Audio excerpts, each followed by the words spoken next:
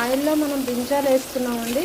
Brinjal చిన్న brinjal లేదు, లేకపోతే బ్రింజాలు అయితే స్టఫ్ చేసి వేసేదాన్ని.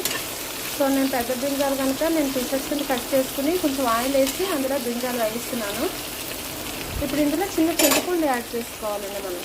ఓకేనండి, ఇప్పుడు ఇందులో చింతపండు యాడ్ చేసుకున్నామండి మనం, చిన్న పీస్. ఇప్పుడు చూసారు కదా, ఇక్కడ యాడ్ చేశాను నేను చిన్న చింతపండు. అలా వేసి దానిపైన అలా పెట్టేసి కలిపేసి ఒకసారి మూత పెట్టి మగ్గనివ్వాలండి. చిన్న పీస్ వేసుకుంటే సరిపోతుంది. మీకు చింతపండు చూసారు కదా, మరీ ఎక్కువైతే బాగోదు, చిన్నది వేసుకోవాలండి. ఇప్పుడు దీని మీద మూత పెట్టి కవర్ చేసి సిమ్లో పెట్టి మగ్గనివ్వాలండి. సో ఇలా కవర్ చేసి సిమ్లో పెట్టి మగ్గనివ్వాలి. ఈ లోపల మనం ఒక తవా పెట్టుకోవాలండి. తవా పెట్టుకుని స్టవ్ ఆన్ చేసుకోవాలి.